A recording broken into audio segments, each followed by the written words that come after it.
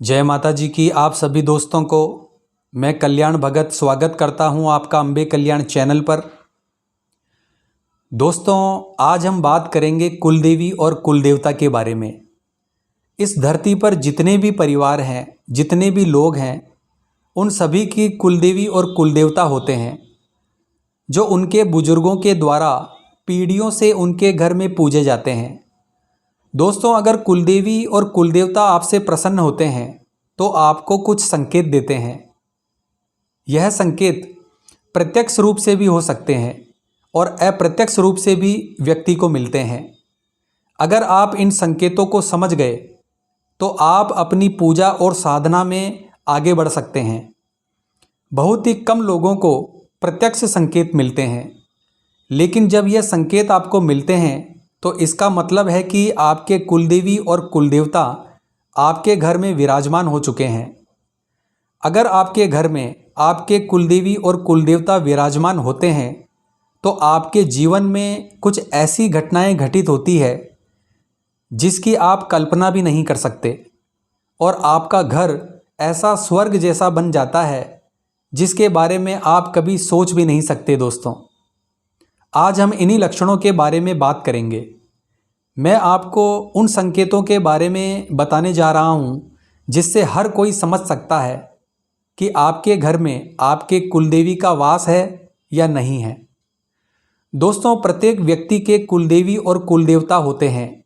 किसी के घर में कुलदेवी होती है, किसी के घर में कुलदेवता होते हैं, और किसी किसी के घर में कुलदेवी और कुलदेवता दोनों को पूजा जाता है। यह कोई आश्चर्य की बात नहीं है। दोस्तों, आपके घर में सिर्फ कुलदेवता भी हो सकते हैं या फिर कुलदेवी भी हो सकती है।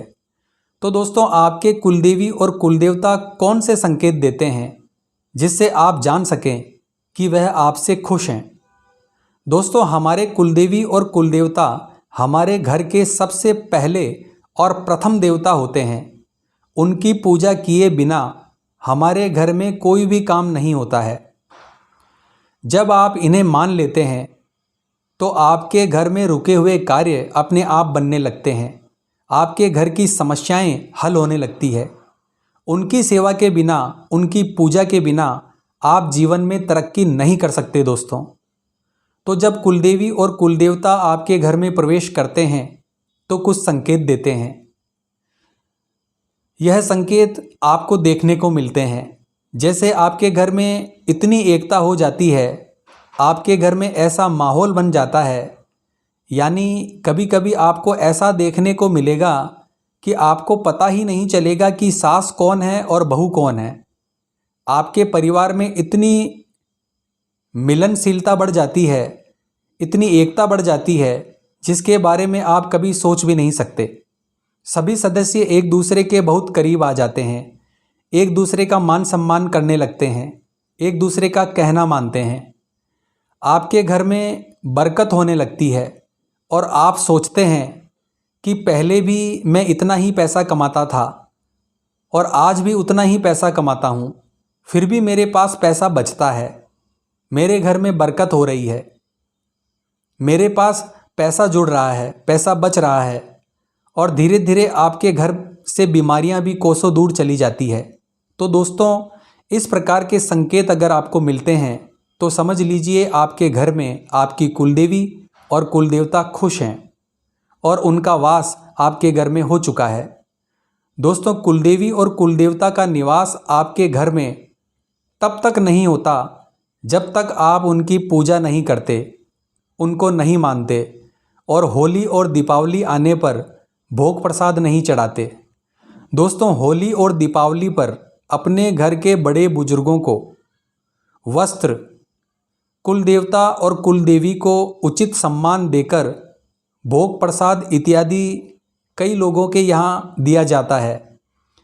ऐसा करना बहुत अनिवार्य है। दोस्तों, बड़े दिनों पर आपको अपनी कुलदेवी और कुलदेवता को पूजना चाहिए, उन्हें भोग लगाना चाहिए, उनको याद करना चाहिए।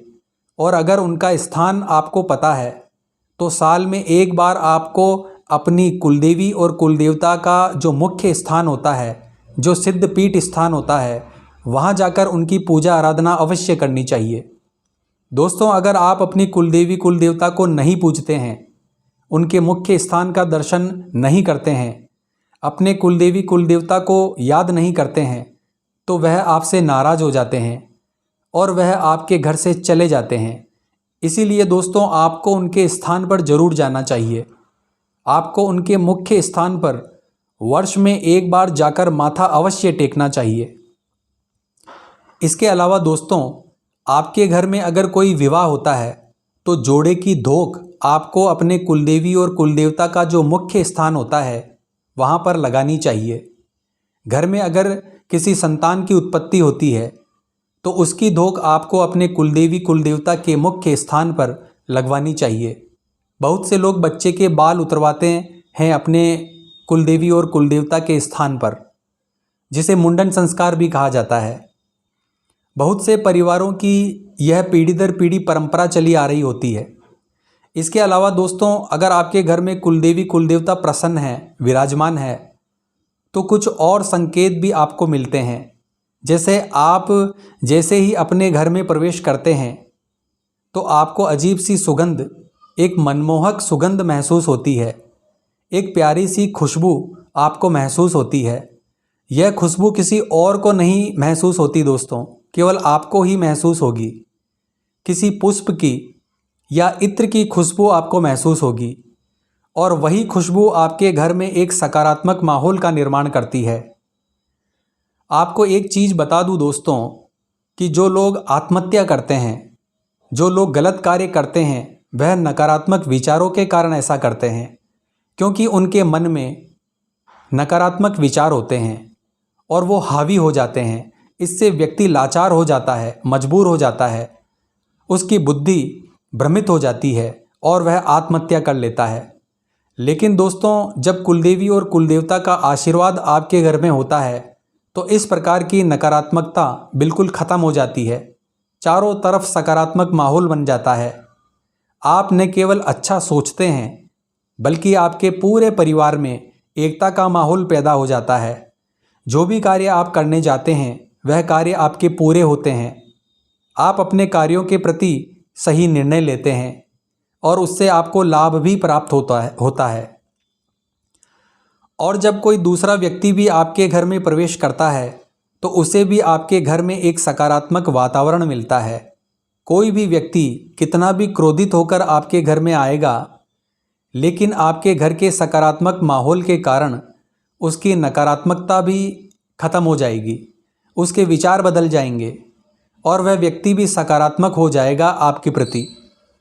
इसके अलावा दोस्तों, जो घर का मुखिया होता है उसे सपने के माध्यम से कभी कभी सफ़ेद हाथी, सफ़ेद घोड़े, सफ़ेद सांप दिखाई देने लगते हैं, जो यह बताते हैं कि आपके घर में आपके कुलदेवी कुलदेवता का वास हो चुका है। क्योंकि दोस्तों, जब आपके कुलदेवी कुलदेवता आपके घर में प्रवेश करते हैं तो उनके साथ आपके घर के पितृ पूर्वज भी प्रवेश करते हैं और फिर आपको अपने पितृ पूर्वजों के भी दर्शन स्वप्न के माध्यम से होते हैं। यदि आप उनसे कुछ पूछना चाहते हैं तो वह स्वप्न के माध्यम से आपको दर्शन देते हैं और आपका जो सवाल होता है, जो आप कुछ पूछना चाहते हैं, आपके मन में जो प्रश्न है उसका उत्तर भी वो आपको देते हैं। यानी आपके हर एक सवाल का जवाब पितृ पूर्वज स्वप्न के माध्यम से आपको देते हैं। दोस्तों, जब आपके कुलदेवी और कुलदेवता घर में विराजमान होते हैं तो आपके घर में पक्षियों का आना शुरू हो जाता है। पक्षी आपके घर की दीवारों पर बैठना शुरू कर देते हैं, क्योंकि पक्षी को भी हमारे पितृ पूर्वजों के रूप में माना जाता है और वह पक्षी के रूप में आकर किसी न किसी रूप में भोजन ग्रहण करते हैं। तो इस प्रकार के संकेत अगर आपको दिखाई देते हैं तो दोस्तों, कुलदेवी और कुलदेवता ने आपके घर में वास कर लिया है। अब आपको निश्चिंत हो जाना चाहिए, खुश हो जाना चाहिए, क्योंकि जिस घर में कुलदेवी और कुलदेवता का वास होता है, जिस घर के पितृ पूर्वज प्रसन्न होते हैं, वह घर किसी स्वर्ग से कम नहीं होता दोस्तों, यकीन मानिए। दोस्तों, उस घर में तन, मन और धन तीनों चीज़ों से बरकत होती है। उस घर पर किसी भी नकारात्मक शक्ति का प्रवेश नहीं होता। कोई भी नकारात्मक शक्ति नुकसान नहीं पहुंचा पाती। पूरे घर का माहौल सकारात्मक हो जाता है। पूरे घर के जितने भी सदस्य हैं उनका जीवन सकारात्मक हो जाता है। तो आशा करता हूँ दोस्तों, आप भी अपने कुलदेवी और कुलदेवता का अवश्य ध्यान रखेंगे, उनकी पूजा पाठ करेंगे, उनकी सेवा करेंगे। अगर इस प्रकार का कार्य आप करेंगे दोस्तों, तो यकीन मानिए आपका जीवन सफल हो जाएगा।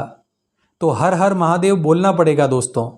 तो मिलते हैं इसी प्रकार की ज्ञानवर्धक वीडियो के साथ। जय मां अम्बे, जय श्री कल्याण।